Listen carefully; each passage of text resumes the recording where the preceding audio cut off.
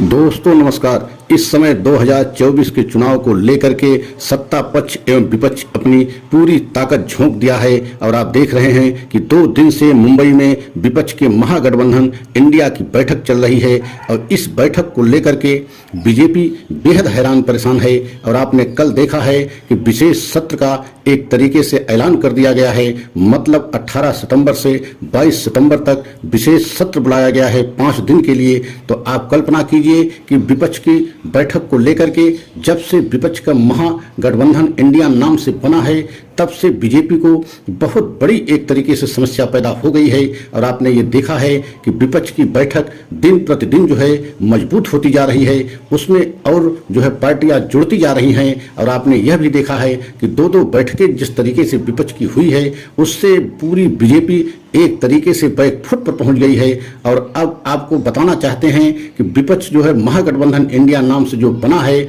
उसको ईवीएम पर सवाल जो है सबसे बड़ा मुद्दा बनाना चाहिए। ईवीएम मशीन को लेकर के बहुत बड़ा और राष्ट्रीय स्तर पर मुद्दा को बनाना चाहिए और ईवीएम मशीन को हर कीमत पर 2024 में बंद कराना चाहिए, अन्यथा ईवीएम मशीन से चुनाव 2024 में होगा तो आप कल्पना कीजिए कि किसी भी कीमत पर जो है विपक्ष की महागठबंधन की इंडिया की जीत संभव नहीं है। और ऐसा हम इसलिए कह रहे हैं कि आपने अभी देखा है कि बीजेपी के बहुत बड़े नेता डी अरविंद कुमार जो तेलंगाना से आते हैं, उन्होंने अपने संसदीय क्षेत्र में सार्वजनिक मंच से इस बात को कह दिया कि जीतेंगे तो मोदी ही, बटन कोई भी दबाई जाए, वोट किसी को दिया जाए, किसी भी चिन्ह पर जो है बटन दबाई जाए, लेकिन वोट जो है कमल पर आएगा। तो इसका क्या मतलब है? अब इस बात को लेकर के इंडिया महागठबंधन को सतर्क हो जाना चाहिए और अपने बैठक में जो इस समय बैठक मुंबई में चल रही है उसमें एक तरीके से सबसे बड़ा मुद्दा ईवीएम मशीन को बनाना चाहिए और ईवीएम मशीन को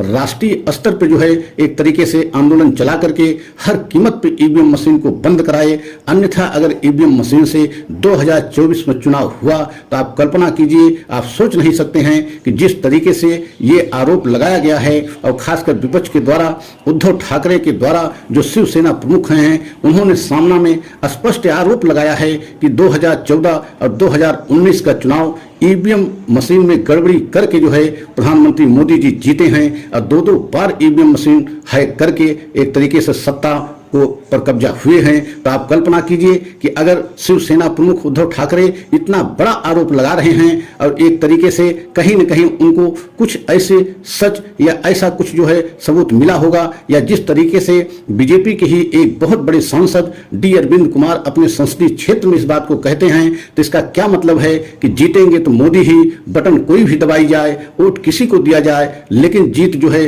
मोदी जी की होगी और बटन कोई भी आप दबाएंगे, वोट सभी जो है कमल पर आएगा। तो इसका क्या मतलब है? इन्हीं सब जो है कयासों के बाद जो है उद्धव ठाकरे जो शिवसेना प्रमुख हैं, उन्होंने अपने सामना में स्पष्ट तौर से आरोप लगाते हुए बीजेपी को और खासकर मोदी जी को घेरा है और कहा था कि एक तरीके से 2014 और 2019 का चुनाव ईवीएम मशीन में गड़बड़ी करा करके 2-2 बार जो है सत्ता पर कब्जा जो है मोदी ने किया है और आने वाले समय में 2024 में भी यही खेल खेलने के फिराक में मोदी जी एवं बीजेपी सरकार है। तो ऐसे में अब विपक्ष के महागठबंधन इंडिया का फर्ज एवं जिम्मेदारी बनती है कि ईवीएम मशीन को राष्ट्रीय स्तर पे सबसे बड़ा मुद्दा बनाना चाहिए और सबसे बड़ा आंदोलन करना चाहिए और हर संभव कोशिश करके ईवीएम मशीन को बैन कराना चाहिए। और आने वाले समय में 2024 के चुनाव का एक तरीके से बैलेट पेपर से चुनाव होना चाहिए और बैलेट पेपर से अगर चुनाव हुआ तो एक तरीके से देश की जनता का दिया हुआ जनादेश,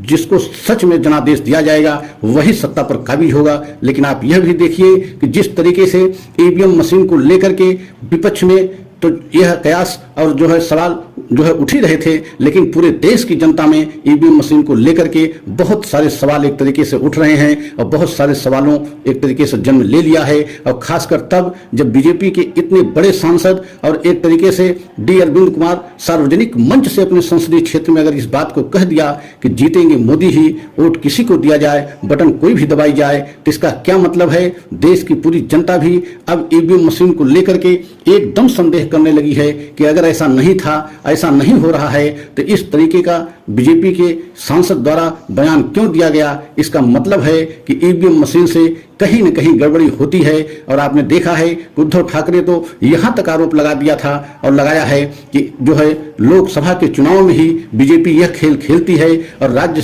के चुनाव जो होते हैं उसमें जो है यह खेल बीजेपी नहीं खेलती, क्योंकि बीजेपी को मालूम है कि अगर देश में हमारी सरकार रहेगी तो राज्य की सरकार को सीबीआई और ईडी का हम डर दिखा करके जिस सरकार को चाहेंगे तोड़ करके वहां अपनी सरकार बना लेंगे। उद्धव ठाकरे ने यह भी आरोप लगाया कि 2014 से लेकर के अब तक कई सरकारों को जो है चुनी हुई जनता की सरकारों को, विपक्ष की जो चुनी हुई जनता की सरकार थी उसको एक तरीके से ईडी और सीबीआई का डर दिखा करके बीजेपी के द्वारा तोड़ा भी गया और वहां अपनी सरकार बीजेपी बना भी लिया। और यही वजह है कि बीजेपी ईवीएम मशीन का खेला सिर्फ जो है लोकसभा के चुनाव में करती है और राज्यों के चुनाव में इसका खेला नहीं करती है। मतलब ये सारे आरोप उद्धव ठाकरे जो शिवसेना प्रमुख हैं उन्होंने सामना में अपने तरफ से लगाया है और स्पष्ट ये आरोप लगाया है। और खासकर ये आरोप तब आरोप को बल और मिल जाता है जब जो है बीजेपी के ही सांसद इस तरीके की बात सार्वजनिक मंच पर डी अरविंद कुमार ने कह दिया कि जो है जीतेंगे मोदी ही, बटन कोई भी दबाई जाए। तो इस बयान के बाद भी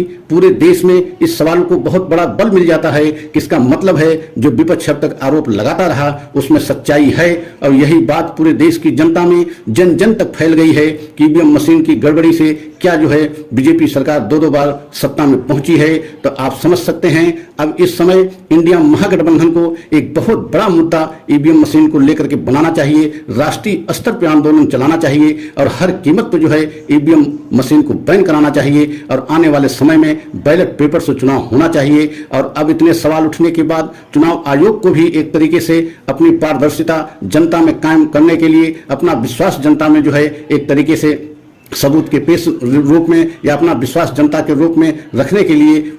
चुनाव आयोग को भी कोई बड़ा कदम उठाना चाहिए। लेकिन आपने देखा है कि उद्धव ठाकरे ने एक और बहुत बड़ा आरोप लगाया था कि चुनाव आयोग एक तरीके से बीजेपी सरकार की कठपुतली बन गया है और जैसे बीजेपी सरकार चाह रही है वैसे चुनाव आयोग से काम करा रही है। तो चुनाव आयोग से उम्मीद रखना एकदम जो है नाइंसाफी है। बल्कि महागठबंधन जो इंडिया नाम के बना है और जिसकी इस समय बैठक चल रही है, महाबैठक जो है मुंबई में चल रही है, वहां पर ईवीएम मशीन को सबसे बड़ा मुद्दा बनाना चाहिए और पूरे राष्ट्रीय स्तर पर ईवीएम मशीन को लेकर के आंदोलन करना चाहिए। और आने वाले समय में पूरे देश में इसको जन जन तक इस बात को ले जाना चाहिए जिससे आने वाले समय में चुनाव आयोग बाध्य हो जाए ईवीएम मशीन को बैन करने के लिए और बैलेट पेपर से 2024 के चुनाव कराए। क्योंकि बैलेट पेपर से चुनाव हुआ तो पूरा सच देश के सामने आ जाएगा। तो हमारा सच अगर सभी देशवासियों को अच्छा लगा हो तो लाइक सब्सक्राइब करते हुए कमेंट के द्वारा ये राय अवश्य बताएं कि ईवीएम मशीन को बैन होना चाहिए या नहीं होना चाहिए। जिस तरीके से ईवीएम